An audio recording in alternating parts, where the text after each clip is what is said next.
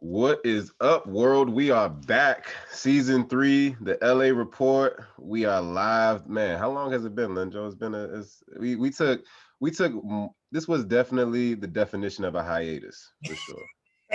Facts, bro. Definitely a hiatus. Facts, bro. A lot of things have happened these last few months. With myself, moved to a brand new city. Finally finished my master's degree. Yes, Landed sir.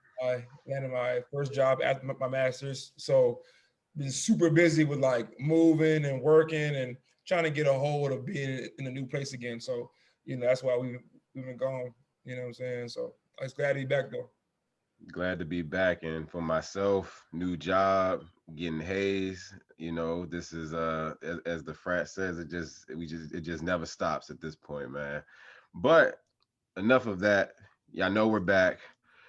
Today we have a very special guest on the show for episode 1 of season 3, and I'm going to kick it off to my guy Lenjo to do the proper introduction. Yes, sir. Thank you, Brother Eris. So, without further ado, Oh, we are so glad to be in the presence of Miss Courtney Nelson, affectionately known as CeCe, 31 years old, born and raised in Maryland, went to the best HBCU in the world, Virginia State, started out doing elementary education, then went into business. She lived in Richmond, Virginia for about 10 years, moving back to the DC area in 2018.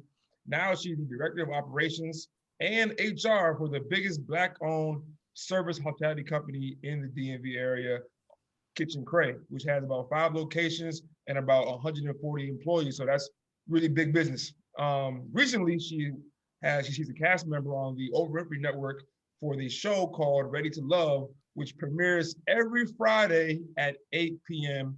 And of course, she's a mother to the coolest 3-year-old in the world. So without further ado, Courtney Nelson. that was the introduction. It's almost like I told you what to say. Right. Hey, listen. Right.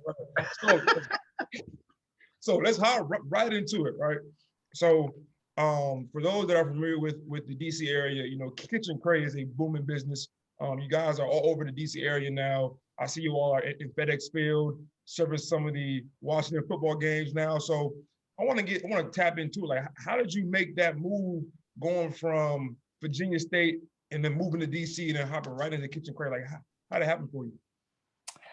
Hi everyone. First of all, how did it start? So I went to Virginia State University and I originally was going to school for elementary education. I wanted to be a teacher. While I was going to school, I was just like every other college student, just putting myself through school, working, trying to make a little change on the side.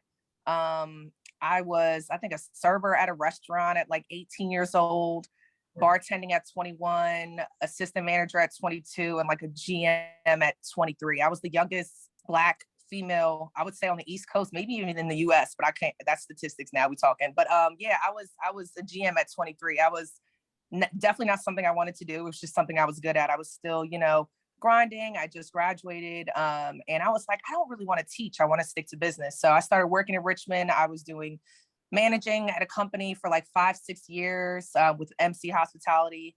I lived in Richmond till about 2017, moved to DC at the end of 2017, early 2018. And I started doing business consulting. I worked with all Black-owned companies. That was just something I wanted to stick to because, no shade, but a lot of these Black-owned businesses, they don't have the right people in their corner. They want to take a dive and they want to open a business and they want to run it. But, a lot of people have money, but they don't know what they're doing. I've worked for millionaires and they still have gone bankrupt. They have failed because they don't know the ins and outs. For example, they have managers stealing from them. They don't know how to manage their money properly. They're investing money in the wrong things. Their labor is too high. Just a bunch of different things. So people like me were more of a behind the scenes, right up under the owners. We kind of make sure they're making money, the right business moves.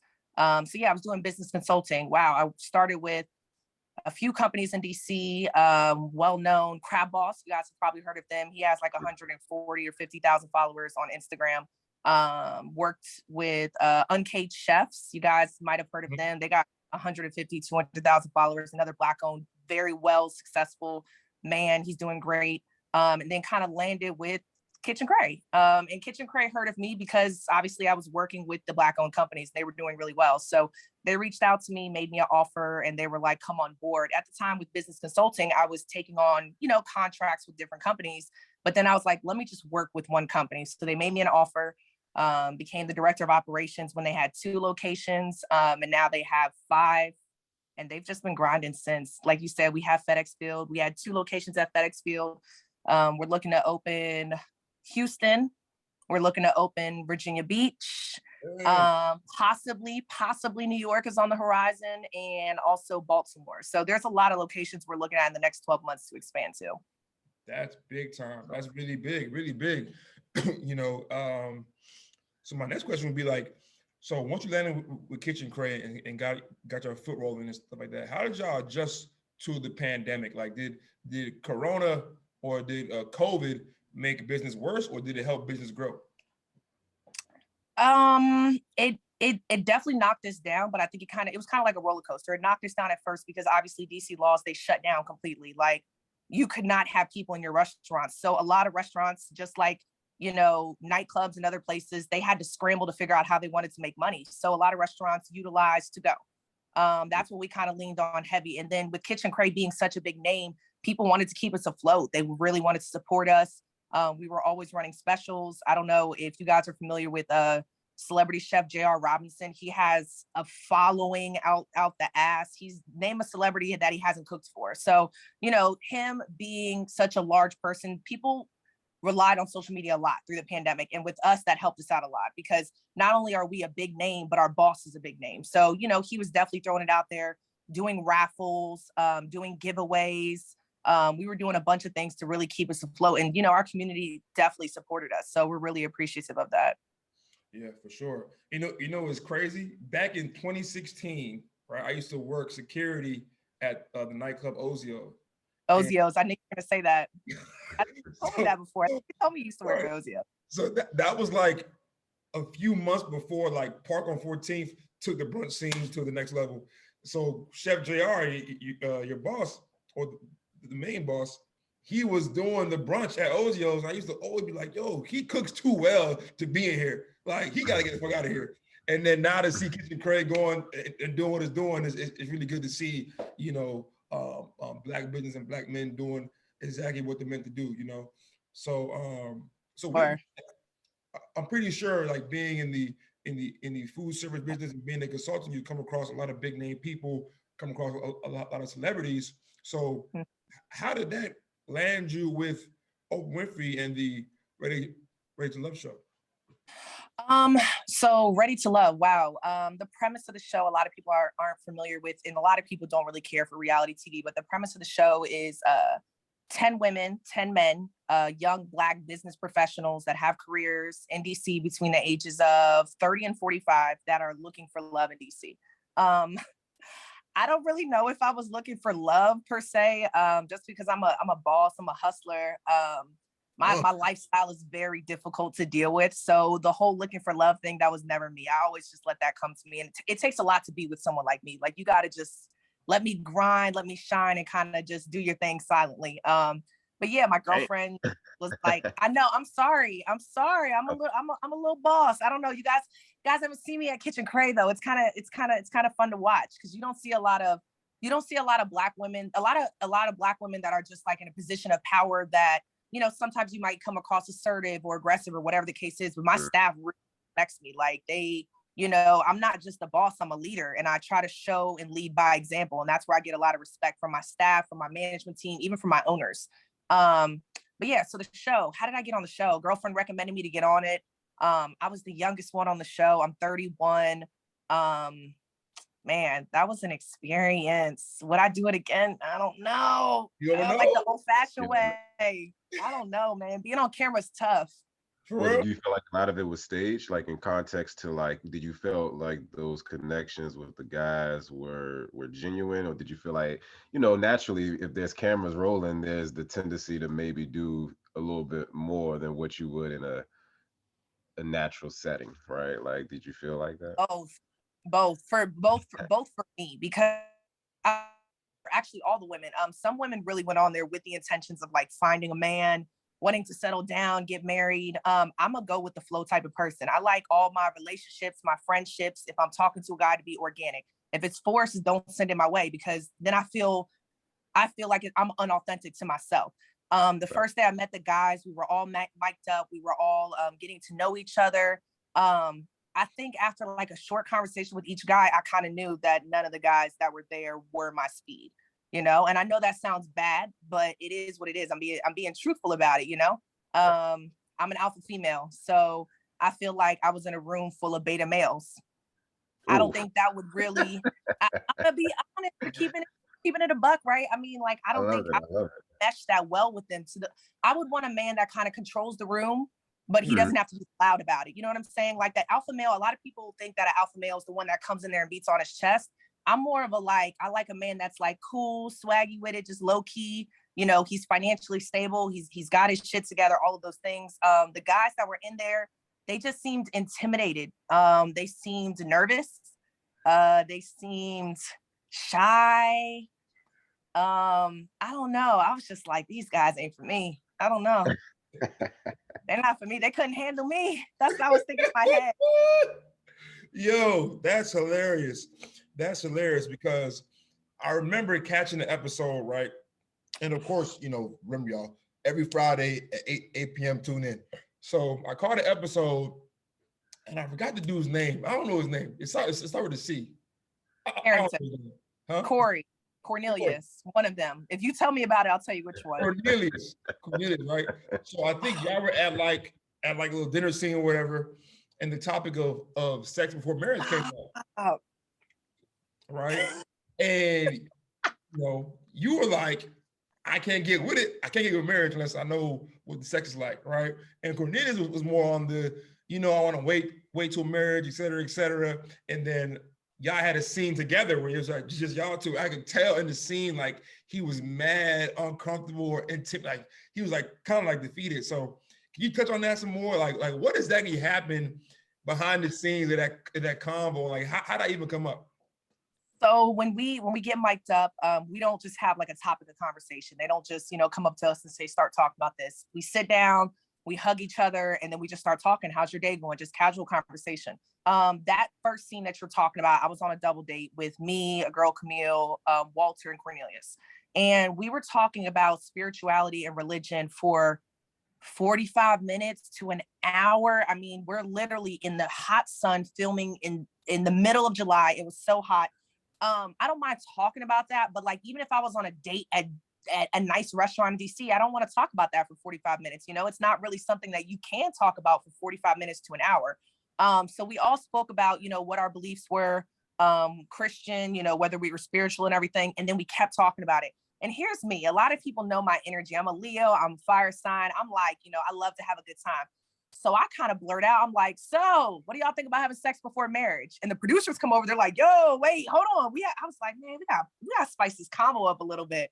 So they kind of roll with it. They were like, that's actually a good topic. So I had asked, I was like, what do y'all think about, I said, no, my question was, how important is it to you to have sex in relationships? And the girl across from me, she chimes in and she goes, how important is it to you to have sex before marriage? So the guy that I was on a date with, he's a Christian. He was like, look, I believe in the foundation. I grew up in the church. I believe in the body of Christ, all of that. I believe in waiting. And me, I was like, that's cute. Hey,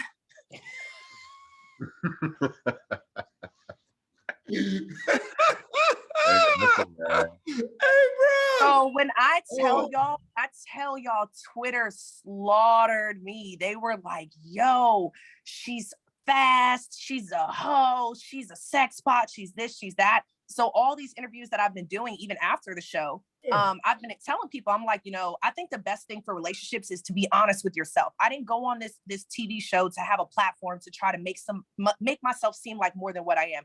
When I was talking about sex before marriage, I'm not talking about right now. I wasn't talking about next week. I was just saying 2-3 years down the line, before I walk across this aisle, I need to test the waters. Like, I don't know what else to say. I'm not going to be one of those women that's going to sugarcoat it to make myself look good or get a following. Like, I'm good off that. I don't need that. I want to be unapologetically myself. So judge me off of that, So yeah, that's the scene he's talking about.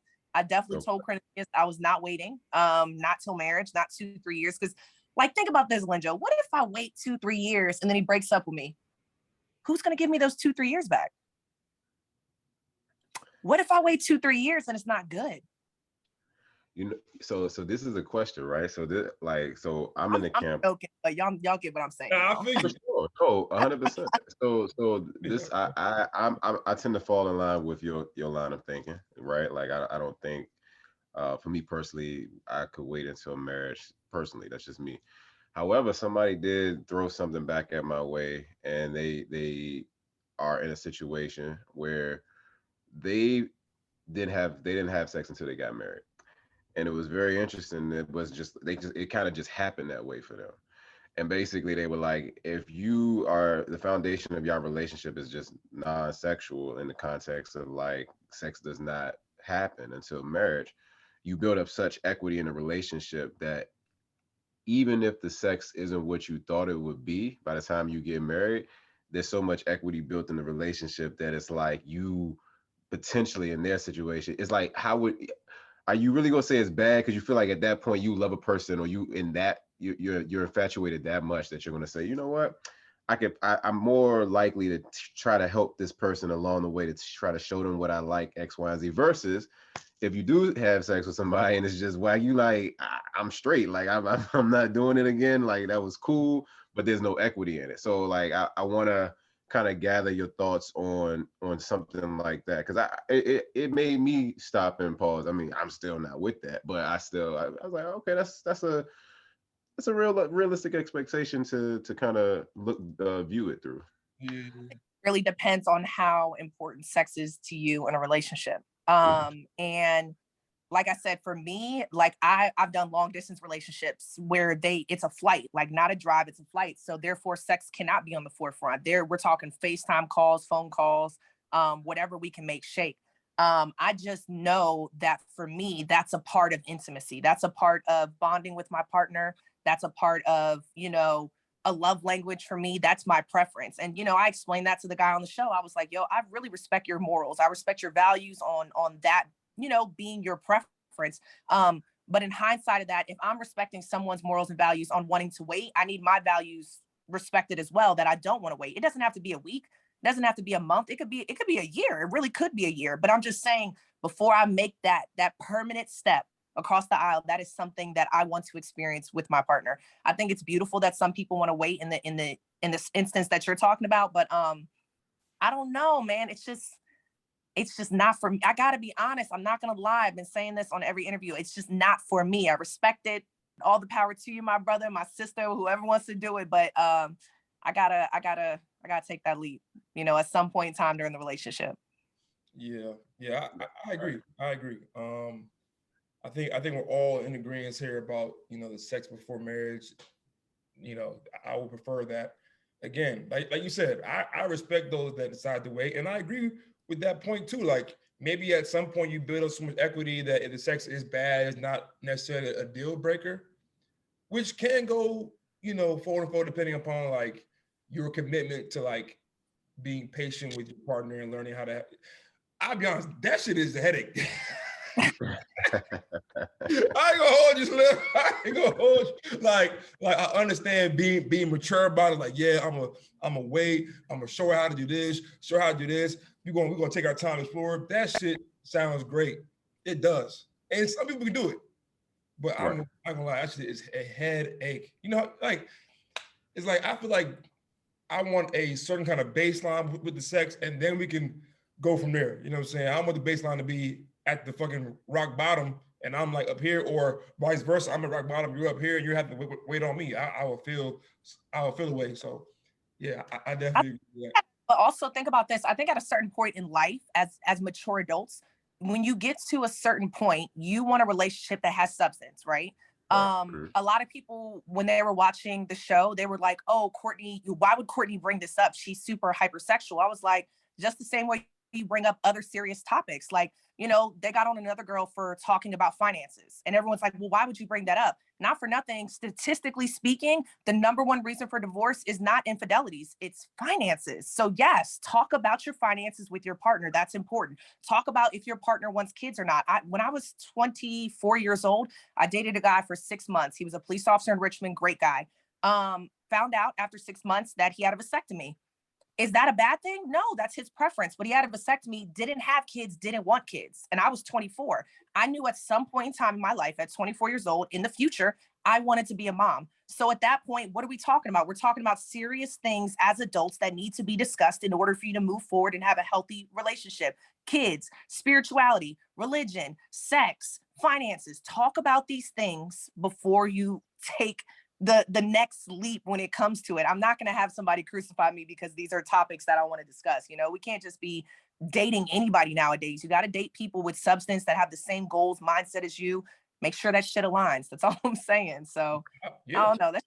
It's so fascinating though to think that you received like the level of backlash that you say you did. Because I mean, to the point, it's so for the first one, right? Like sex before marriage. I mean, that's I don't know the percentages, but I feel very confident in saying that's probably over like 75-80% of folks out here, like on the real. Like, so the fact that people are trying to, it's that's that social media fake outrage type of thing I always get into, because it's like it is what it is. Like you said, as adults, I mean, you have every right to desire what you desire and to say what it is. Like, and then talking about money. I always say if you ain't talking about money with folks, then that means they ain't making no money. That means it ain't coming In in. the That wrong means group. like you gotta be able to like every topic to your point that you just said is like it's kind of common sense. So that's what I'm saying. Like everything is based off of common sense for me. And those topics that you discussed is like how a relationship is ultimately going to bloom. Because if I can't talk to you about real life shit, then what are we even doing? You know? I So. think the difference in what you're saying exactly is the fact that it came from a woman. And, you know, that was a common thing that I was reading online with Twitter and the blogs and all the interviews that I've done. It wasn't necessarily that what I was talking about. It was the fact that it was brought up from me. You know, I think people had this assumption that it's supposed to be a man's job to lead. So when they were talking about, oh, Courtney started the conversation with sex, I'm like, okay, well, was I supposed to wait for him? You know what I'm saying? Like, again, I've said this on several interviews. I am an alpha female, and I do kind of like to, you know, be able to talk up to my partner, my friends about anything. I think it's difficult for people to see a woman talk about that and they want to put a label on it, you know, but again, talk about everything in a relationship. There should be no boundaries. You know, if you want to, what do they call it? Jump the broom with me. I need to know everything about you, baby. Every single thing. Okay. No, I feel, and that's a very interesting point you brought up, right? About the alpha female, and of course being a Black woman on top of that. I feel like, well, can you speak to the struggle that can come from, you know, living in both worlds, like being an alpha woman, being a Black woman, and like rubbing people the wrong way for speaking your truth? Like, how does that affect you, like on your day-to-day life? Like, you know, not being able to say what you want to say without getting like unfair backlash. You know what I'm saying? A lot of people think that when a Black woman is assertive, she's angry. That's a stigma. And it's actually a really terrible stigma. They think if I raise my voice, I'm mad. I think a lot of times, even in life, I can't say that I've always been the best boss in the world. And as much as I crack jokes about being a boss, I'm actually a leader. I have made so many mistakes in the business world growing up in my early 20s. I mean, I'm 31 now. So growing up in my early, mid to late 20s, I'll say that I've made a lot of mistakes. But every time I've made a mistake in the business aspect, I've always changed it. You know, I've been in positions where I've dealt with a discrimination lawsuit as a Black woman. I've been in situations where I've dealt with a sexual harassment lawsuit. I have dealt with hiring a best friend and having to fire a best friend. I've been through it all. So I think this whole, you know, angry Black woman thing in a leadership position's got to go. You know, it's really got to go. That whole stigma of it, of us just being angry and being mad all the time. Yeah, I mean, I'm sure a lot of people have been through things, but that has nothing to do with who I am today. You know, that has nothing to do with the job that I clocked in for this morning. So I try to find an even balance between it, you know, try to get down on someone else's level and see where they're coming from. And it's helped me a lot in a leadership position. It's helped me a lot, which is the reason why I have respect from my staff, to this day. So it's super important to just differentiate between being a boss and being a leader. There's a difference. That's a big fact. That's a big fact. That's a big. I think that difference right there, a lot of people need to understand the boss versus the leader. I think leadership, will take you much further than just being a quote unquote boss. You know what I'm saying? Mm-hmm. All right. So, like I said in the intro, you are a mother of a 3-year-old. Talk to us about motherhood and how that journey has been and how that has changed you throughout your life's journey so far. Going for business, going to the show. How has motherhood been? The overarching theme in those different avenues. For me, my motherhood journey has actually been a beautiful experience. It's been tough being a single mom and doing full time because I don't have a normal 9-to-5 schedule. My schedule is extremely crazy. Thank God I'm not in the situation of having a crazy, partner, I should say. When I say partner, I'm talking about in this parenthood journey. My son's father is a great father to his son. He's dating somebody else. I am dating other people. We respect each other's boundaries. At the end of the day, if we're speaking or we're talking, it's always in the health or good spirits of our son. You see a lot of these situations with parents and, wanting their baby mama's back or baby daddy's back. It's not my situation at all. He's super mature. I'm mature. And we are just co-parenting to raise our son to the best of our ability. Man, I'm raising a Black son in America right now. Can y'all imagine that? Word. Black son in America.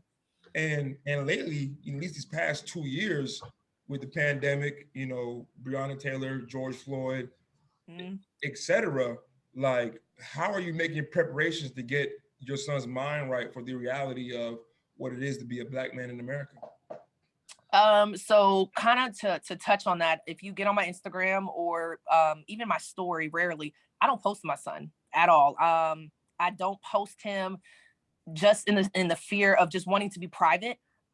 When the whole George Floyd murder happened, that really changed my outlook on life in general. Seeing him on the ground, him calling out for his mother, when I was marching in DC, and we were marching in DC all summer during the pandemic. My sign said, may my son never be in a situation where he's yelling out for his mom and I cannot get to him. And that resonated with me because as a Black mom of a Black son, there's times where I can't save him. If he's in handcuffs by police, I can't save you. If you get a girl pregnant at 16, I can't save you. I can only, as a mother, just do the best that I can raising him. A situation where he gets pulled over by the cops, just thinking about the narrative that people are seeing on TV and me telling him what to do, that does scare me. But, like I said, as a parent, you just got to do the best that you can, man. That's literally the best that I can do. It's sad, but it's the harsh reality. It's the world we live in. You can't change how people look at Black people as being different or being less than or being, below average. The only thing I can do is just fix his crown every time it gets crooked and let him know the type of Black king that he is. That's good shit. Yeah, for sure. I'm gonna give you a round for that one right there. Matter of fact, hold on. Matter of fact, we have a run of sound on the soundboard. Let's get it right here. Here we go. There we go. For sure. You know what I'm saying? Because we need more sound. We need more sound effects for sure. But but I wanted to ask you, I as from afar, right? Having done this interview for these last 40 minutes or so, I've gotten good insight into you, and to your point, I can definitely see that your aura exudes, like you say, like a boss, like you're a leader, like you are a alpha woman. Speaking about being an alpha woman, how does that, or how has that played these roles? Obviously you said the guys on the show, going back to the show, those guys weren't for you. They were intimidated. The energy wasn't there. How has the dating world been for you as this alpha woman? Because you, like you said, you wear many hats, and you're a mom, and you're raising this Black son in America. So all of that energy, how is the dating scene? Like, how does it look? Are you like, you telling these niggas what's up? Like, I know, I feel like you might be, you know, pointing your hands, like doing like this to them and everything. Like, how is it? How has the scene been for you? Man, dating in DC is different. It's super different. And I just really, the guys that I date moving forward, they have to be on my level, in all aspects. Like, and when I say all aspects, I'm not talking about someone that's a boss or a leader. I'm not talking about that. And a lot of people, when I say that, they get that whole thing misconstrued. I'm talking about emotionally, any traumas that you went through as a young Black boy. You have done your necessary steps to heal from that, whether that's going to therapy, another stigma in the Black community that a lot of people are afraid of doing. You have healed from, your past relationships, all the mistakes you made in your past relationship. When you step to me, you're coming correct. You're not here to play games. Your last girl cheated on you, so now you're going to cheat on the next girl. Like, you are a grown ass man that's ready to be with a grown ass woman and not play no games on it. Financially, I've never dated a man that has made more money than me. It's not me gloating. I'm not bragging. I'm just saying facts. Like, I've never dated a man that's made more money than me. So would I like to date someone of that caliber? Absolutely. Absolutely. That's not a bad expectation. Is that saying I would date somebody that has an average job or whatever? And I call myself, I have an average job. But would I date somebody of an average job? Yeah, but I just want him to be financially stable. He can do a lot with a little. You know what I'm saying? Like, I don't want you out here in the clubs buying $900 bottles of 1942. That's the dumbest shit I've ever seen in my life. I don't want you out in the clubs, every weekend in the sections, or, you gotta take care of your rent, your bills, and you're buying $1,200 Balenciaga shoes. Like, if you're financially stable, again, you could do a lot with a little. Mentally, you are able to be compassionate. You're able to be considerate. You're able to be selfless. You put others before yourself. You're loving, you're caring, you're emotional. And a lot of Black men have a problem nowadays with showing emotion in fear of being judged. You're able to process those feelings and say, hey, I'm not afraid to not cry in front of you. I'm not afraid to, tell you exactly how I feel, because you're a grown woman and you're going to, respect that. Yeah, just so many different levels. So I haven't met somebody of that caliber. And when I say those are my expectations, it's because I've done the necessary steps to heal myself over 10 years, however long I've been dating for.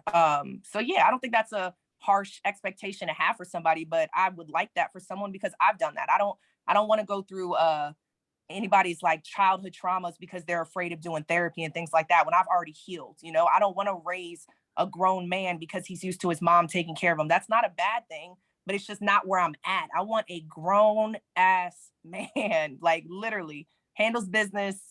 He's mature. He's not a liar. He's straightforward. He's, ready to build and be the next couple that's up there. So yeah, dating in DC is tough though. It's tough for sure.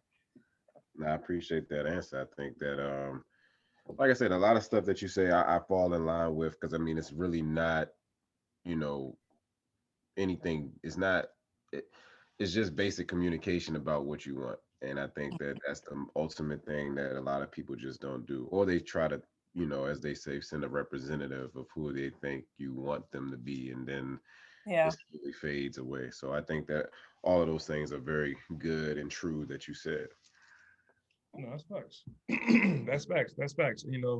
And us both being from the DC or the DC area, we understand how hard it is for to date, especially for women. I don't play games, man. You know that. I'm a straight shooter. I don't play games. I don't have time. I don't have time for lies. I don't have time for none of that. Like, I'm literally, at my level where I'm doing everything on my own. I'm handling business. Like I said, where I'm at on a business level, I just need somebody that is mature. If you're mature, everything else, communication, loyalty, respect, trust, all of that comes with being mature. So, if you don't have one of those, or you're lacking in one of those departments, it's just not going to work, because I that's not a department that I lack in. So, I'm out here just living my best life, enjoying the single life. As you should. As you And should, man. As you should, and enjoy that shit as long as you can, or as long as you want to. You know what I'm saying? But Or yeah. You got any more questions, Paris? you know, this has been a very exciting interview. You know what I'm saying? I haven't had a chance. You know, actually, I'll tell you what's funny.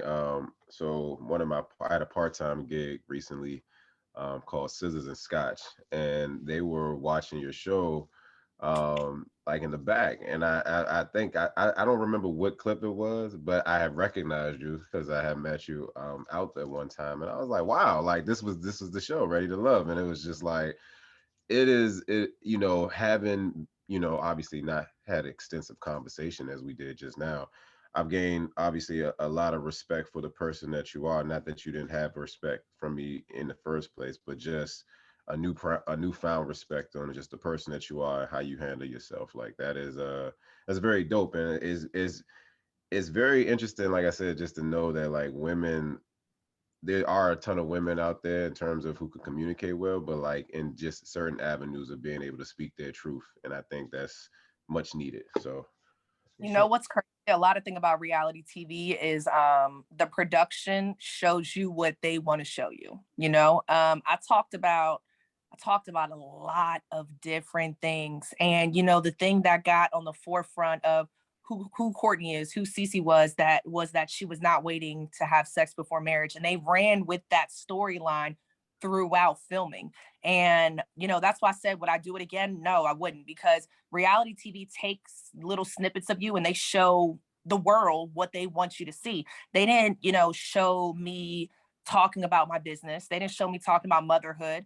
They showed me talking about my brother being locked up and me, fighting for prison reform. They didn't talk about my father committing suicide. They didn't talk about my mom's breast cancer diagnosis. They didn't talk about a lot of different things of me. And, when I talk about those things, I always say in a lot of interviews, don't feel sorry for me because that's a part of my journey. Everybody has been through some shit. And all you do in life is peel back each layer to make yourself stronger and stronger and stronger each time for yourself.